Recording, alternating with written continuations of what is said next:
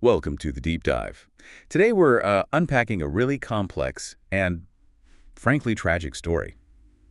It centers on the disappearance of 25-year-old Whitney Hustler back in October 2020. Yeah, and the situation was, well, she'd been living with her boyfriend, Randy Ryder, and their 2-year-old daughter. Right, at Randy's parents' house. Mhm.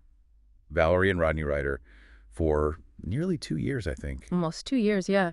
So right from the start, when she went missing, the information police got was confusing, contradictory even. It screamed something was wrong, didn't it? Not just a simple missing person case. Exactly. The initial details were immediately suspicious. So Randy reports her missing. Police go to the Ryder home. And what do they find? Disturbing things in Rodney's truck, right? That's right, trash bags. Inside, they found blonde hair, a little kid's dolly, and dirty green gloves, all wrapped up with duct tape. Very specific, very unsettling. Definitely.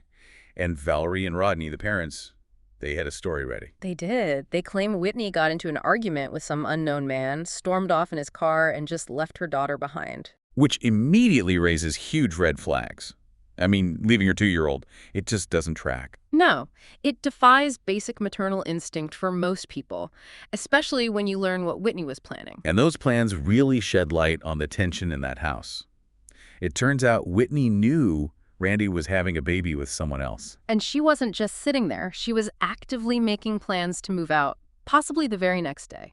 She'd secured Section 8 housing, right? Government-assisted housing. Yes, and a friend had even given her furniture. She was ready for a fresh start.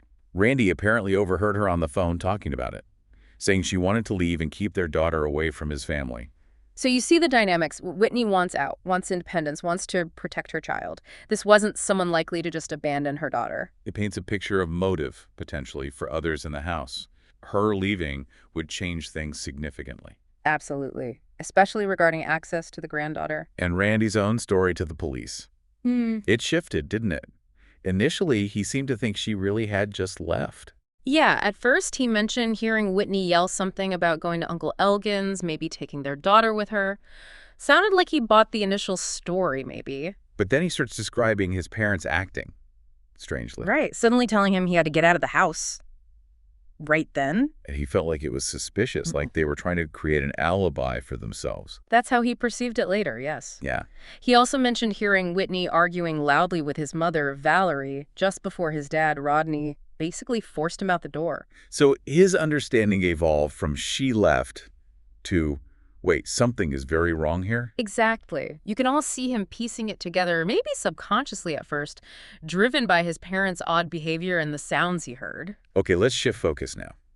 Rodney's interview, Randy's father.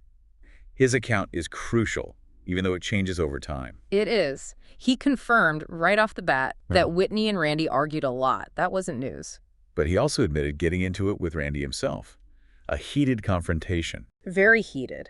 He admitted threatening Randy over his granddaughter's well-being. Shows how deeply he cared about the child, or at least was involved. That protectiveness becomes a key theme, doesn't it? It really does. It's like a lens through which investigators started viewing his actions and maybe his later justifications.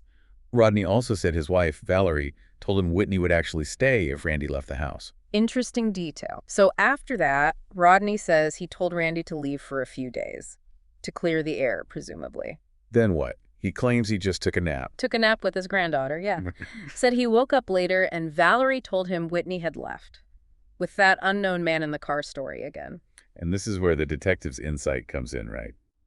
Knowing Rodney's deep affection for the granddaughter. Exactly. The detective found it highly unlikely, given that bond, that Whitney would just leave the child behind with some stranger Rodney supposedly knew nothing about.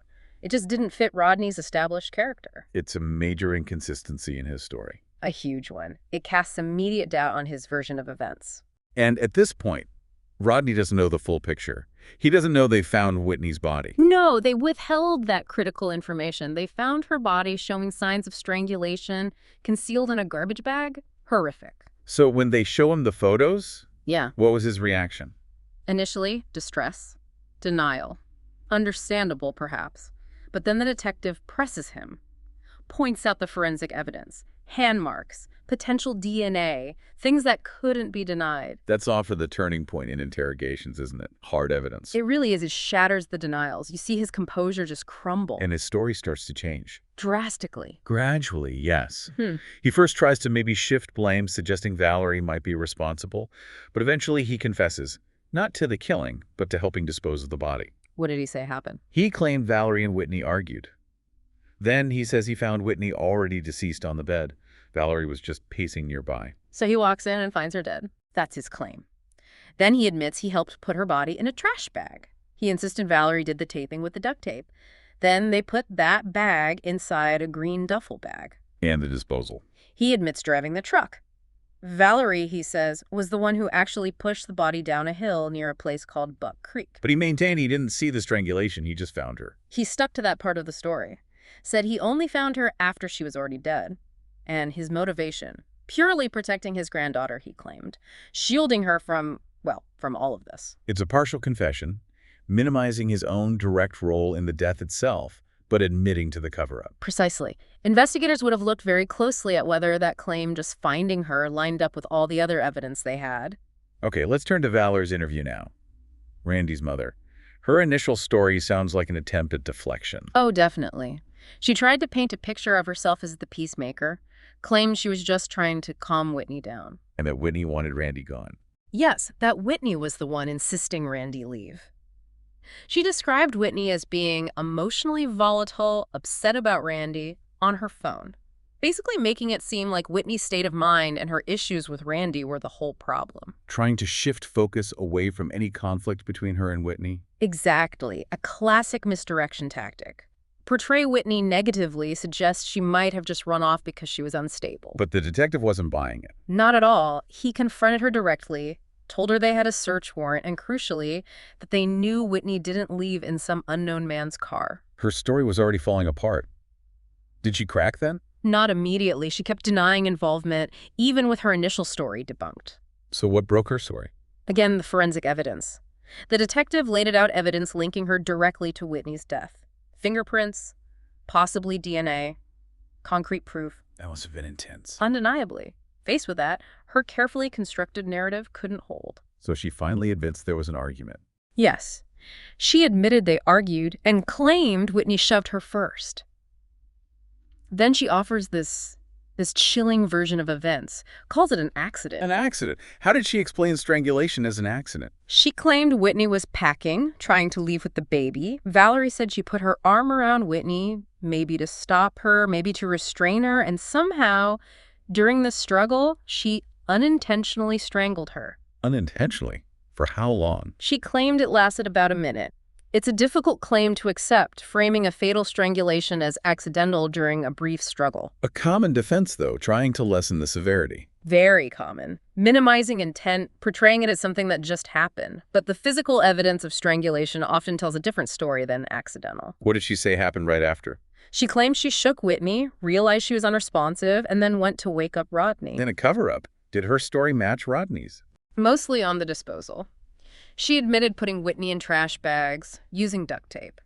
Said she did this while Rodney and the granddaughter were asleep. Then she had Rodney move the truck. So she takes responsibility for bagging the body. Yes, and she claimed dumping the body down the ravine was her idea. She said Rodney only helped by pulling the truck around where she told him to. Interesting how she tries to control that narrative, too. Yeah. Admits the disposal, maybe because Rodney already had, but insists the killing was accidental and the disposal plan was hers. It really seems like a strategic calculation. Admit what's likely undeniable, but maintain the accident narrative for the death itself. And then, incredibly, she changes her story again later, in court. Yes, this is quite something. Despite her detailed accidental strangulation confession during the investigation, in court, she pointed the finger at her own son, Randy. Claimed he was the killer. Even though he passed a lie detector test. Even though he passed a polygraph. It was a final, desperate attempt to shift blame, completely contradicting her own previous confession. It really speaks volumes. Just shows a continued pattern of trying to evade responsibility. Absolutely. Deception right to the end, making things incredibly difficult for the justice system to untangle. So let's talk about the legal outcome. Where did things land after all this?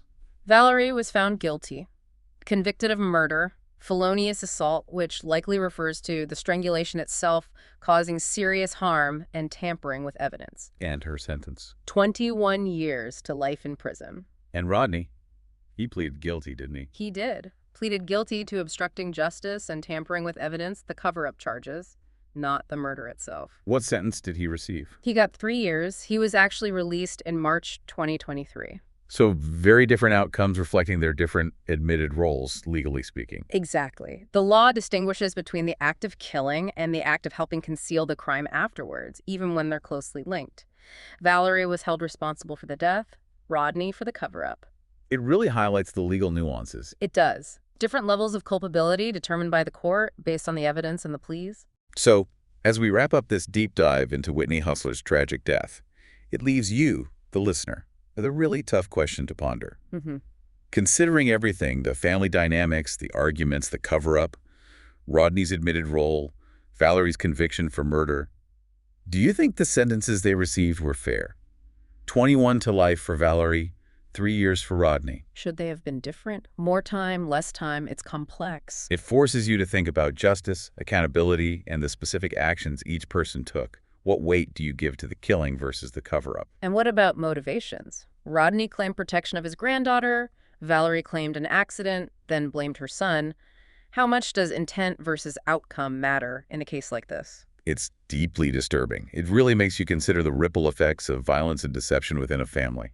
A truly tragic story with lasting consequences, leaving us with profound questions about human behavior and the pursuit of justice. Indeed.